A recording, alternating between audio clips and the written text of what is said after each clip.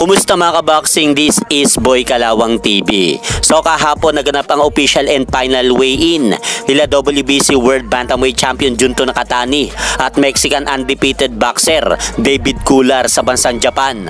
At dahil dyan, ang unang tumapak sa timbangan ay itong kasalukuyang kampyon na si WBC World Bantamweight Champion Junto Nakatani at tumimbang ito sa timbangan ng 117.5 pounds. Habang ang challenger naman na si Mexican undefeated boxer David Cuellar ay tumimbang naman ito sa timbangan ng 117.25 pounds. Kaya dahil dyan, mamaya na po magaganap ang laban ng dalawang ito sa bansang Japan. Kaya abangan po natin mga idol mamaya ang laban na yan. At sa kabilang balita naman kahapon din mga idol, sa naganap naman na laban ni Luis Pantera Nery kontra sa Japanese boxer na si Konosuke Kameda na naganap sa mismong baluarte ni Luis Nery sa bansang Mexico.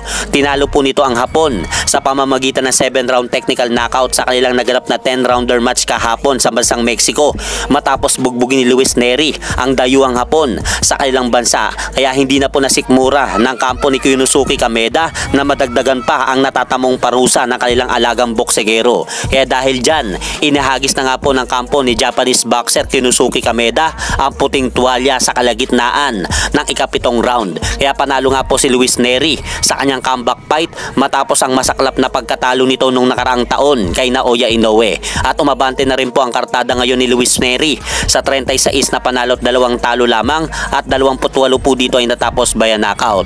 Habang bumagsak naman ang kartada ng Japanese boxer na si Konosuke Kameda sa 15 panalo at 4 talo at 2 tabla at 10 dito ay natapos by knockout. At sa kabilang banda naman, nag-post po muli itong si former 3 Division World Champion Janriel Cuadro Alas Casimero sa kanyang social media account at nakalagay dito na kabahan ka na, Japanese na naman. At sa kakapasok-pasok lang mga idol, nag-post po muli itong si Cuadro Alas sa kanyang social media account at nakalagay dito na gusto nyo ba ako makita ulit lumaban. So mukhang may laban na paparating itong si Cuadro Alas dahil kung matatandaan natin, halos maglilimang buwan na hindi napapalaban itong angas ng Pinas sa ibabaw ng lona.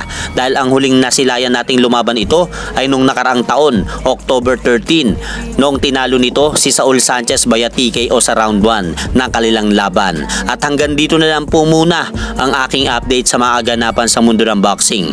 At syempre mga idol, huwag nyo rin pong kalimutan, pakisuportahan nyo naman po muna ang ating munting channel. Maraming salamat po.